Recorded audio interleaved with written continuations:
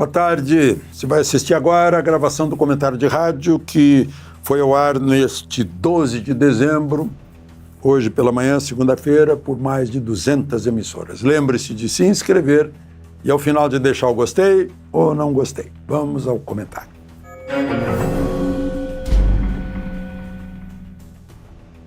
Bom dia. O presidente Lula vetou o projeto, a lei aprovada no Congresso da dosimetria.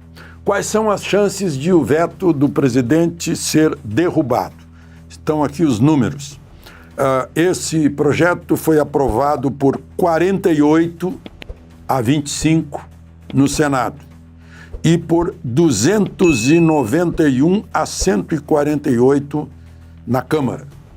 Vale dizer, o Congresso Nacional, para derrubar um veto, basta a maioria absoluta, significa a metade do total de deputados e senadores, mais um. E, na verdade, esses votos, numa reunião do Congresso, o resultado seria 339 votos pela derrubada do veto em 339 votos no total dos 584 deputados e senadores. Tem voto suficiente para derrubar.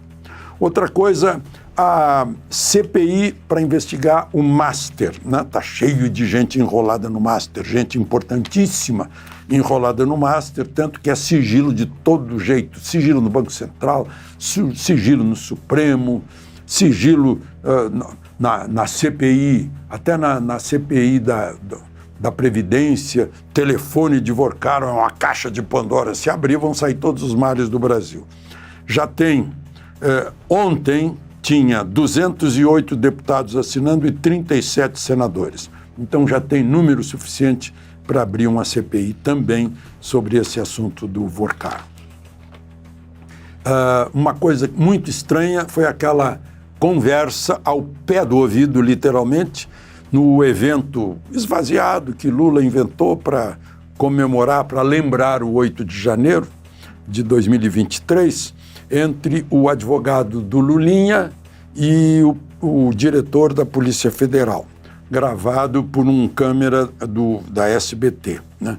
A gente fica pensando se fosse Eduardo Bolsonaro ou Flávio Bolsonaro que tivesse ido conversar com o chefe da Polícia Federal, hein? Que escândalo. Assim como se fosse Eduardo Bolsonaro, sim, foi sancionado por isso, que ele estava fazendo coação sobre a justiça. E os contratados, os 40 contratados pelo Master, hein? Para fazer campanha contra o Banco Central e a favor do Master. Que tal? Isso não é coação? Né? E mais o ministro do Supremo, que chamou para si um inquérito que estava na primeira instância e impôs sigilo, o outro lá do Tribunal de Contas da União, que foi se meter onde não deveria ter se metido, agora o senador Alessandro Vieira está entrando na PGR, na Procuradoria-Geral da República, saber por que ele cometeu essa inconstitucionalidade que foi contra o Banco Central e a credibilidade do sistema financeiro nacional. Tomara que não fique por aí, né? A CPI agora pode investigar por que tudo isso. Bom, falando um pouquinho de política exterior, vejam só. Lula reagiu a uma postagem de Milei e mandou retirar o Brasil da custódia da Embaixada Argentina, que foi esvaziada por Maduro lá em Caracas, né? E os brasileiros saem. Entra Giorgia Meloni, que vai botar a bandeira tricolor italiana lá a pedido do Milei.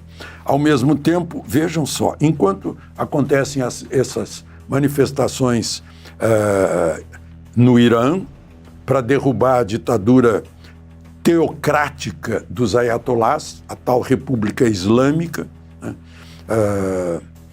Os ministros de Relações Exteriores do Irã e do Brasil conversaram sobre o sequestro de Maduro, segundo nota do Irã, uma cooperação próxima para enfrentar políticas unilaterais, isto é, enfrentar Trump.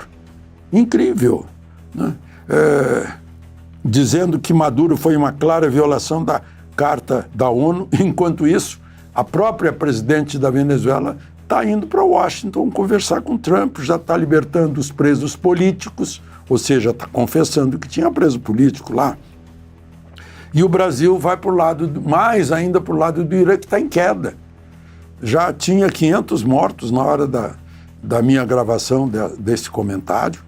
Né? Aquela imagem fabulosa de um, provavelmente, iraniano, né? Que subiu correndo, escalou a fachada da embaixada do Irã em Londres, foi lá em cima, retirou a bandeira dos ayatolás e botou a bandeira da monarquia. Enquanto isso, o herdeiro da coroa, é uma coroa de 2.500 e poucos anos, vem lá da Pérsia, né? O herdeiro mora na Virgínia, pertinho de Washington, e queria conversar com Trump. Trump diz, agora não é conveniente, né? Deixa que o povo decida isso. Mas, enfim, o Brasil, eu não entendo. Mesmo as coisas mais prosaicas, mais claras, é hora de não se meter a se aproximar ainda mais do Irã, agora é que estão se aproximando. O Shah Reza Pahlavi é aquele da Faradiba, da Soraya, que deu... Soraya teve um monte de criança brasileira que nasceu com o nome Soraya por causa da mulher do Shah do Irã, né? Ele morreu com 60 anos, morreu cedo, morreu no Egito, 65 anos, aliás, 60. Né? E eu lembro de uma foto, ele acendendo o cigarro da Soraya. E eu não vejo uma feminista brasileira fazendo manifestação em favor da volta dos direitos das mulheres, que na República Islâmica não tem nenhum direito, zero. E tinham todos os direitos no tempo da monarquia. De Brasília, Alexandre Garcia.